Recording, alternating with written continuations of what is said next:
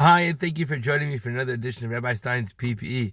So this week, I want to talk about something a little different. The timing, as we're post Rosh Hashanah, just before Yom Kippur, brings us to a Shabbos that is very, very unique on its own right. That of Shabbos Shuva. The Shabbos of Teshuvah, the Shabbos that is in between the days of Rosh Hashanah and Yom Kippur.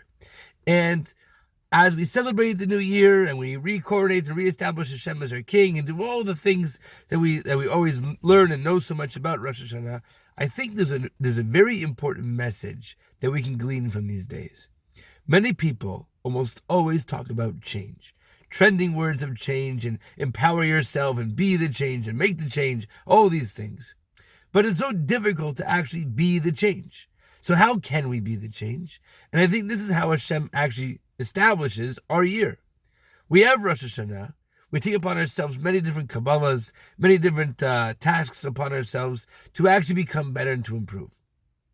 Much like you commit to a working out regimen, a routine. We all say, okay, comes the Monday, I'm going to do this, I'm going to do that. And what happens? Comes the Monday, you do 1 or 2 days, and it falls off the rails. So here we have Rosh Hashanah. We've taken upon ourselves to do so many different things, but what happens next?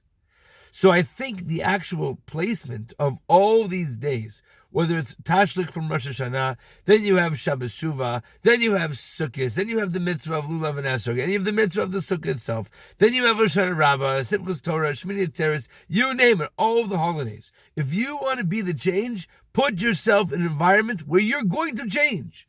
Don't let yourself stay in the same environment. That's not going to happen. You're going to revert back to your old ways. If you really want to be the change and become the best you that you can become, you have to break yourself out of that old habit, out of that old environment, and throw yourself into the deep end of sorts, and actually make yourself change. That's the only way.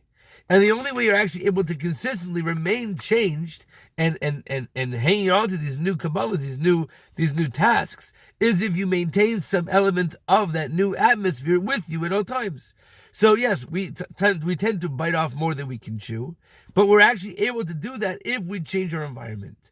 You know, there's a very, very famous concept. Shinui makom, shinui mazel. Someone, God forbid, has bad luck. I don't want to say the word luck, but has a bad fate of sorts. He can change that. How do you change that? Change your place. Change your atmosphere. Change your environment. By doing so, you invariably going to change yourself and hopefully become the better you that you set out to accomplish. Shabbat Shalom. Gemar Chasima Taiva. I'll get Giben Shior, and we'll see you all next time.